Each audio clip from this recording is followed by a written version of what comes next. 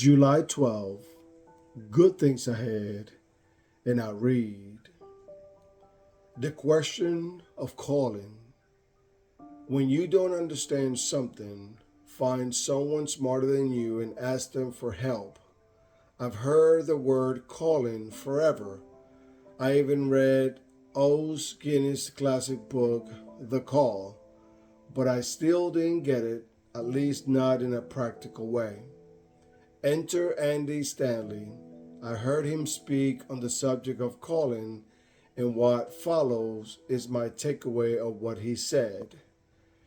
Number one, the value of life is always measured in terms of how much of it was given away.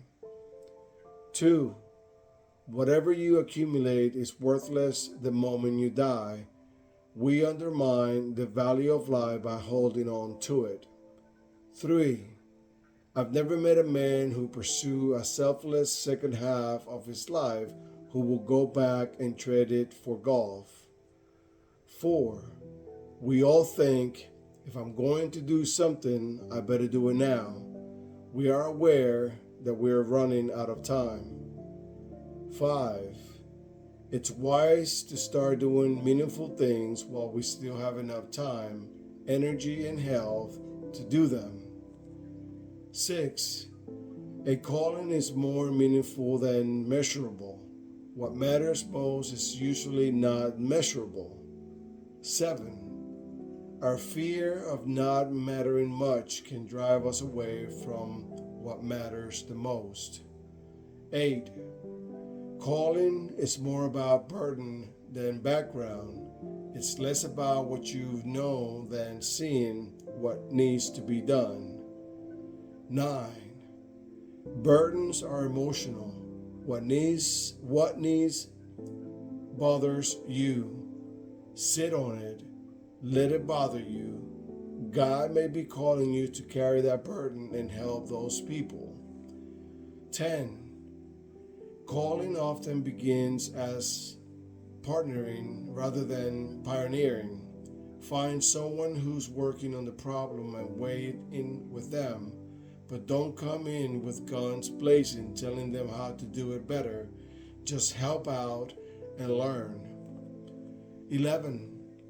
Calling is always going to be more about who than what.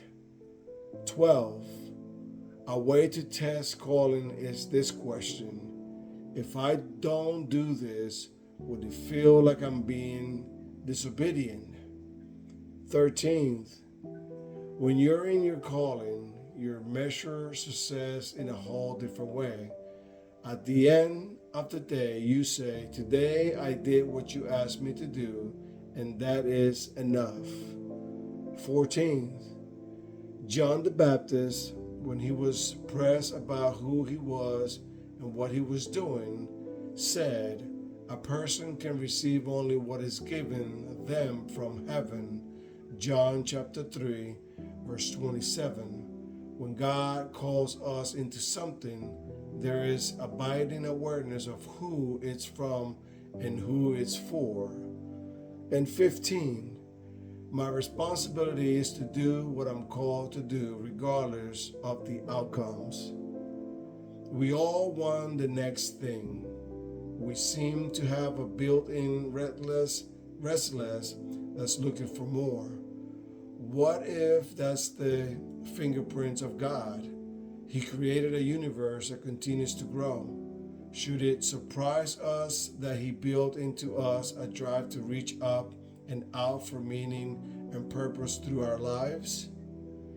The question is, what burdens has your name on it? What holds you back from moving towards it?